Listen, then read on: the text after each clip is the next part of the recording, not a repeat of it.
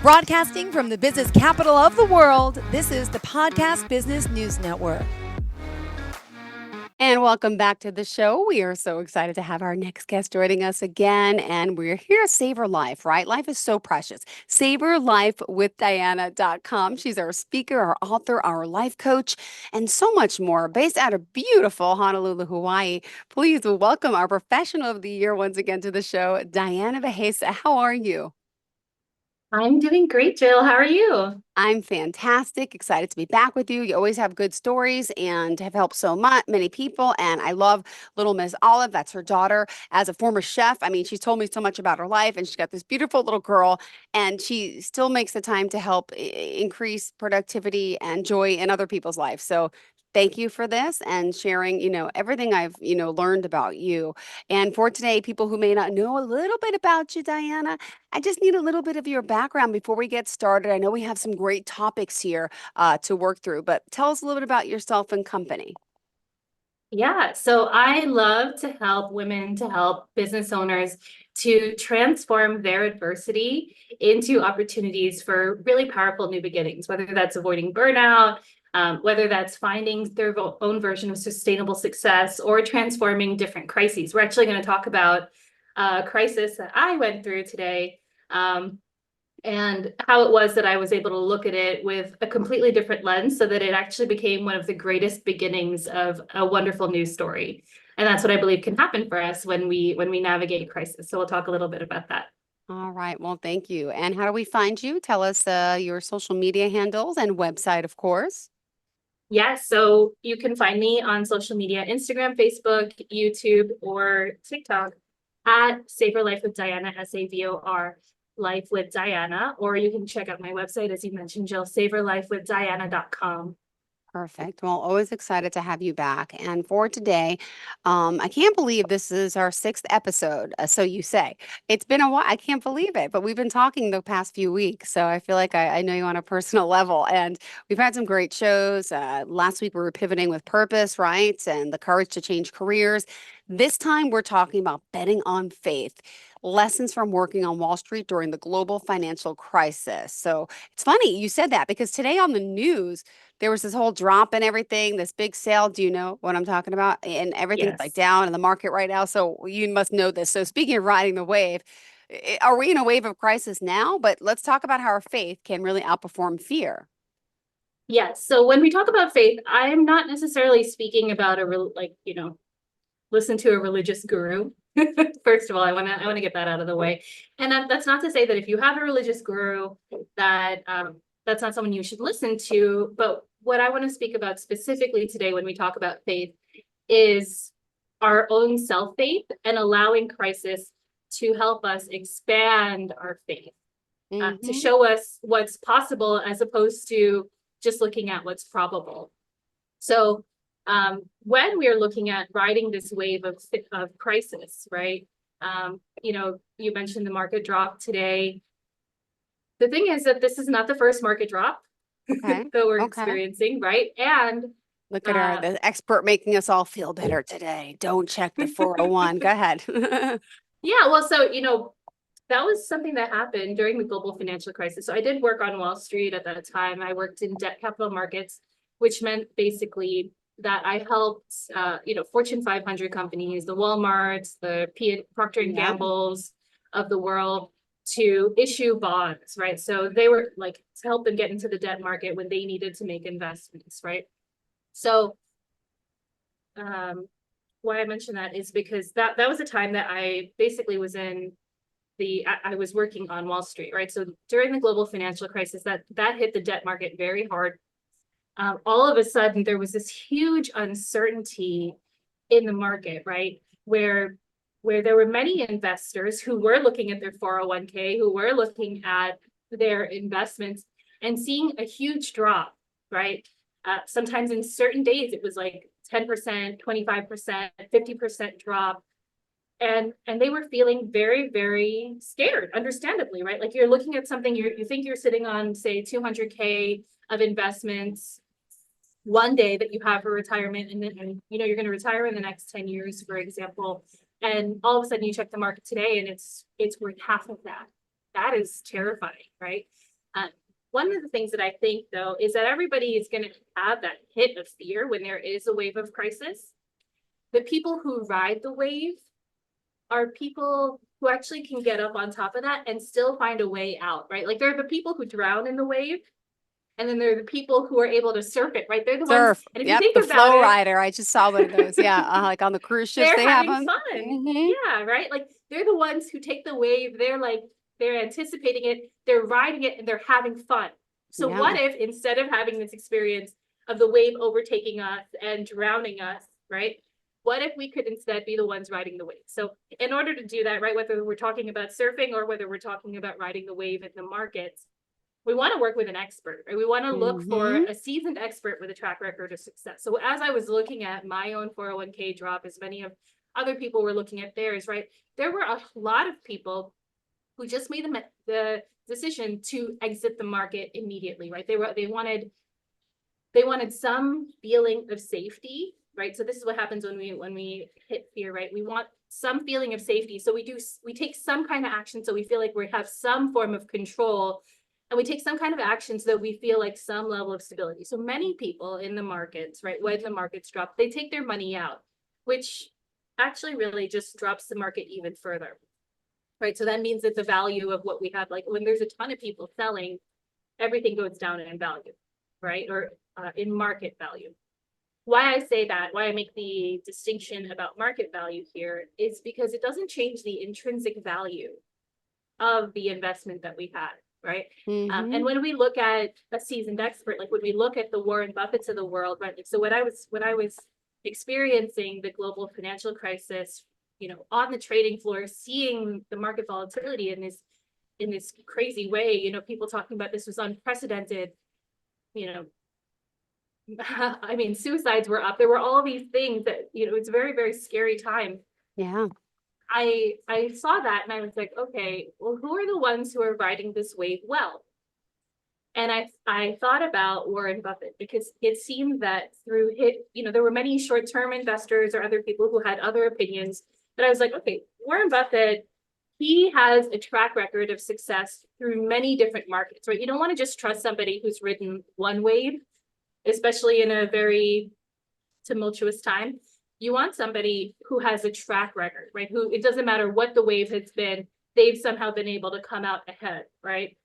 And even whether you're talking again about surfing, whether you're talking about the markets, whether you're talking about your own life and navigating crisis, look for somebody who has not just maybe one experience, but varied experiences in riding those waves. So I see the seasoned expert, Warren Buffett, and one of the things that he says that really sticks with me, and I still use in my own practice when I'm making my own life choices, is be fearful when others are greedy. Be greedy when others are fearful. Now, when he's talking about that in terms of the market, right?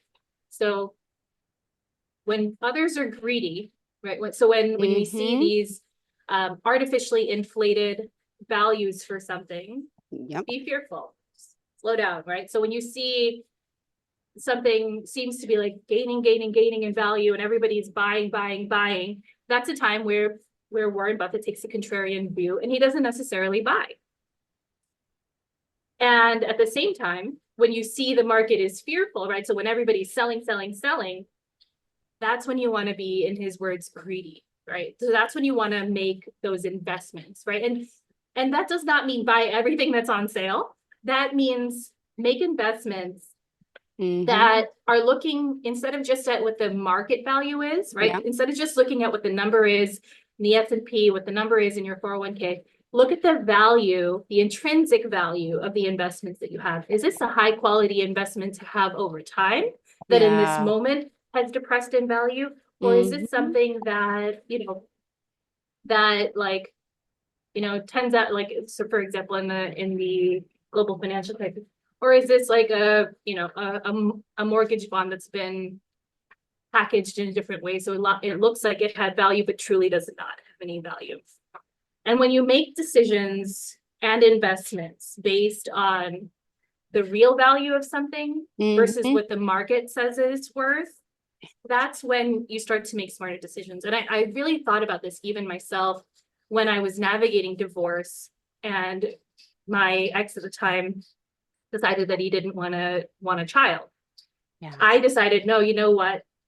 This intrinsic thing, this pregnancy, this child has value. Whether or not it's being dumped in the market, whether or not I'm being dumped in the market, I have value. And that helped me to really look and see things in a different way, right? And so that's where I'm talking about how faith can outperform fear, right? Like we know that the market is going to go through these ups and downs. It's about it's about riding the wave of the down, knowing it's going to go back up. So when you see things that are high value, that have been dumped or that have been sold off, that's a great time to buy. Yeah. So, instead of looking at this market right now that we're facing with fear, it's like, ooh, what's on sale? Right? And that can help you actually grow your portfolio in a really profound way. So now let's talk about a little bit of that market volatility, right? Because it is very hard to stand in that, to see your 401k dropping every single day, going up tomorrow, what I found working in the markets was that there was a lot of times where people would try to explain it. Mm-hmm. But really a lot of the market is driven by emotion. A lot of life is driven by emotion. And so we try and make these logical decisions, or we try to rationalize what it is that is happening. But the truth is that we're really dealing with a whole lot of people and emotion. So I think rather than getting caught up in everybody else's stuff, we got to tune out the noise and learn how to trust our inner voice, right? So we got to look and start to learn how to trust our own knowledge, right? Like, so for example, like, how is it that we can start to maybe build a relationship more with our own intuition, paying more attention to our inner voice as opposed to all the voices around us that are telling us that something's wrong. And I feel like we all have this innate noise, this innate ability to listen, to hear it. It's our intuition. We all have it. And a lot of us sometimes push it away, or we start thinking and then we just focus on something else and change the topic in our head and just go about the day. No, we need to stop. We need to make the time. And when is your time? Some people love mornings, waking up. It's hard with the Olive, but I know with kids, but you have to make some time for yourself to clear your head. I tell people that all the time. I do it in the morning. I do. Or if not at night, if my kids are up, but yeah, it's so important to take that time. And it's part of why meditation is step 3 in my Manifest Your Dreams journal, is because I think that taking those with the journal, the method that I use is taking 5 minutes to just quiet your mind and to focus on what it is you want. And I do want to make one distinction about our intuition, because one of the things that often I get asked when I'm helping my clients work more with their intuition is knowing that, being able to distinguish the voice of intuition versus the voice of the inner doubt and the fear. Yeah. Right. So there tends to be a voice inside us that's panicked, right? Like, this could be going wrong. My 401k is dropping in value, whatever that is, there's a voice of fear that's internal, but the voice of our intuition tends to sound different. It tends to be really calm and still, and can even be quiet. So listen to the difference of the voices in your head, right? So sometimes if it's frantic, if it seems fearful, right, that's not typically your intuition. Your intuition often sounds like it makes no sense, right? Like, continue on with the pregnancy even though you're going to be a single mom, or things like that. And for me, how this showed up was, so many of my colleagues on Wall Street were getting laid off left and right. And so, naturally, right, like when that happens, you start to fear for your own job. You start to wonder, am I next? What am I going to do? Right? How am I going to survive this?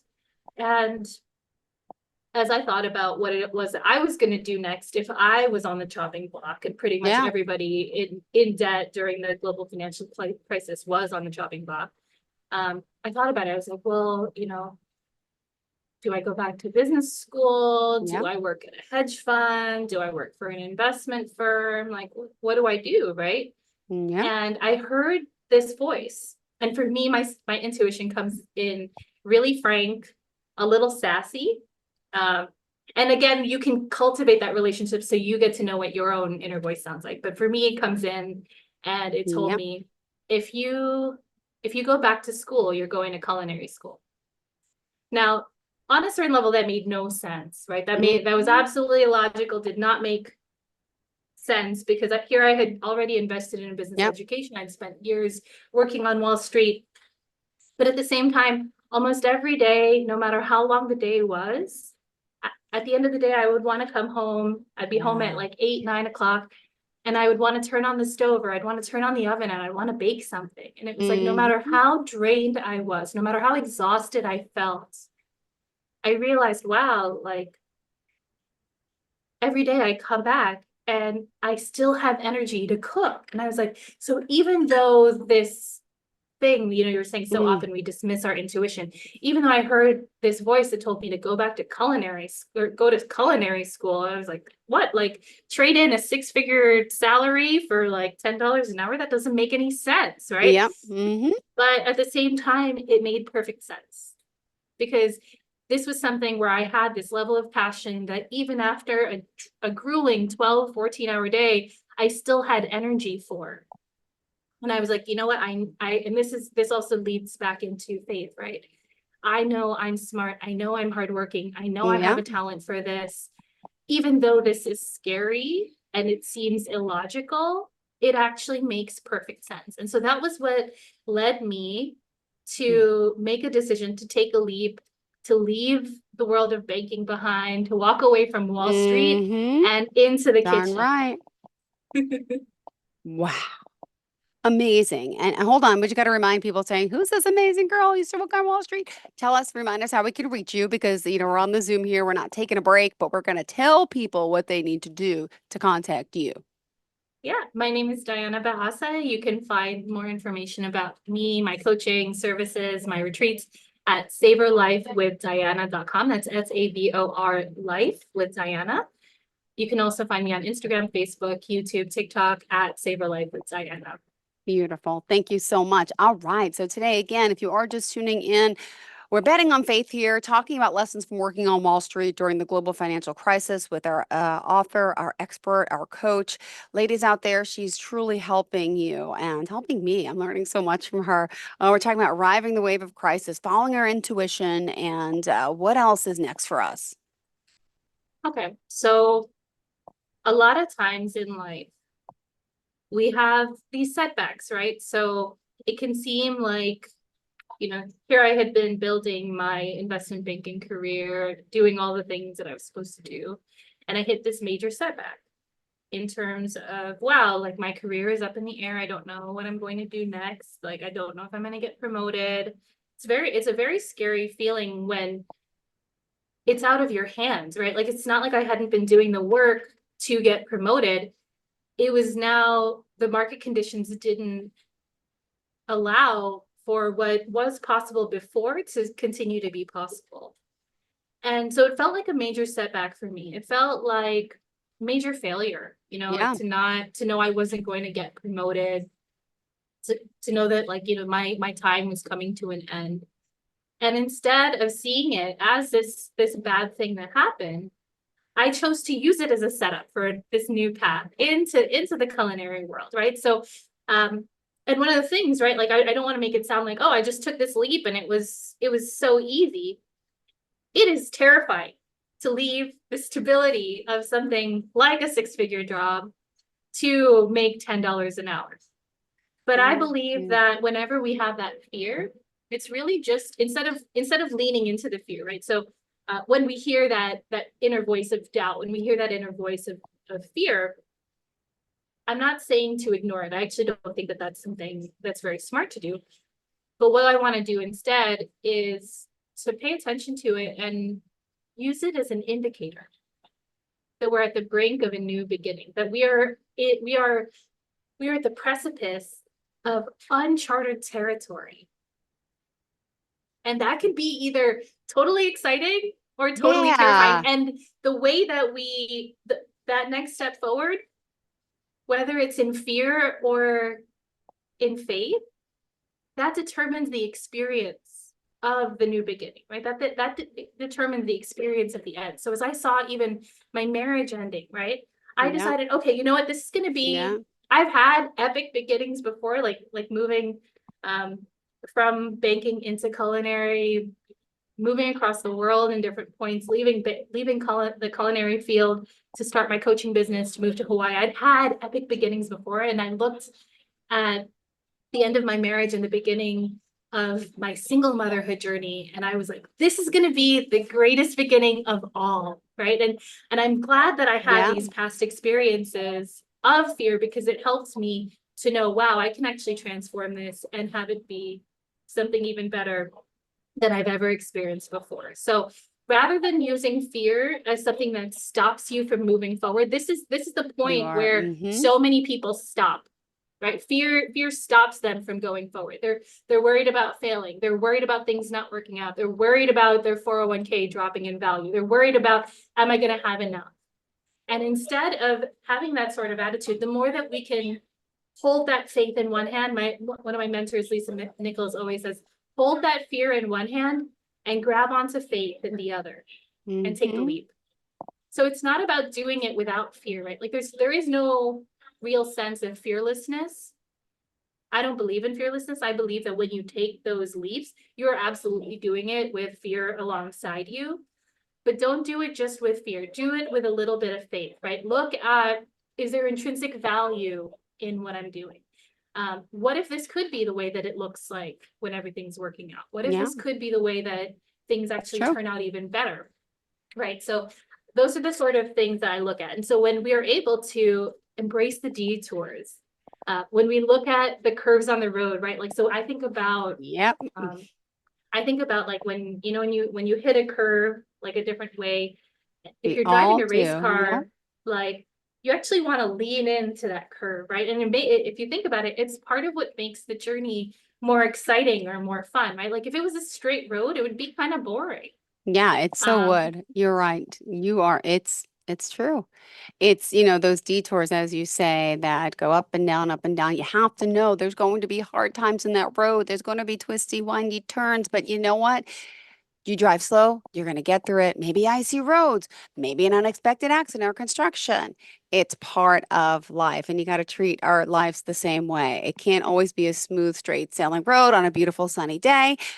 Nobody has that life. Understand that. And it's usually the ones that have more of those curves, more of those rainstorms while driving that end up more successful because they're used to getting through the hardships and recovering. It's that whole system. So, yeah, maybe it's not so bad. Listen, it's not. She's telling you, I'm telling you too, but she's the expert.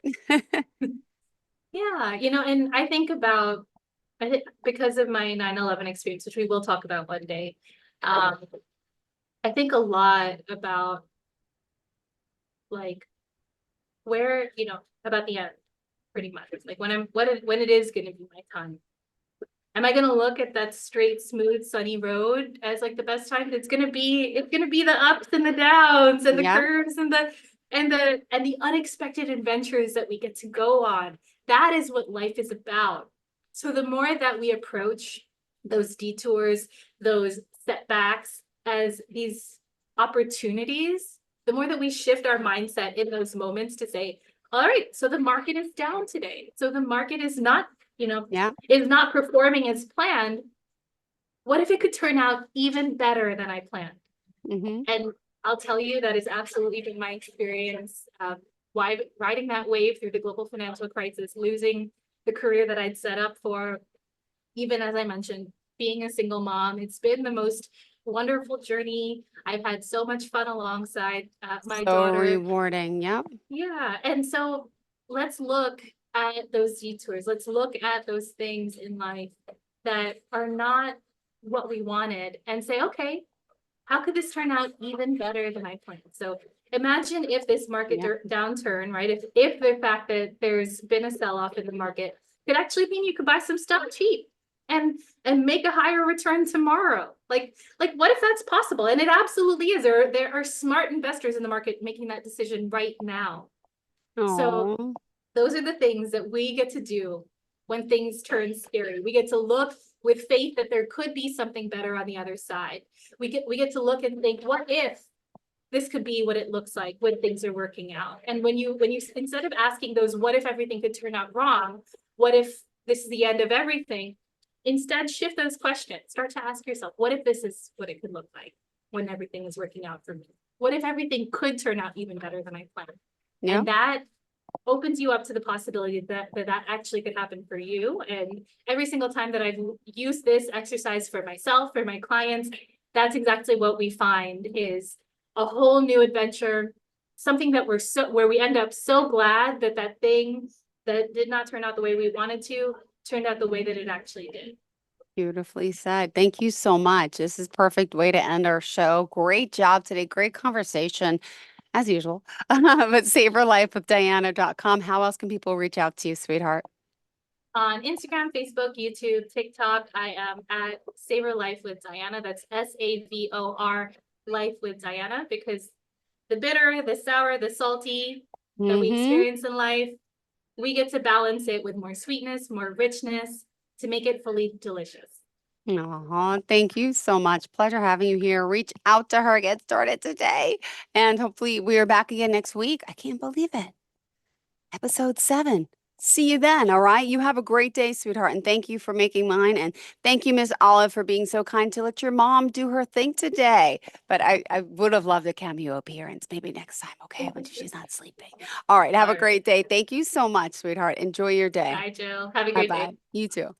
Are you looking for even more of the podcasts and hosts that you love? The Podcast Business News Network is proud to announce that you now have even more ways to listen live. Check out the MyTuner Radio, online radio box, and Simple Radio apps on iOS and Android, or find us online. Search for Business News Network on mytuner-radio.com, or search Podcast Business News Network on streama.com and onlineradiobox.com/US. Take your podcast on the go and don't miss a minute of the action.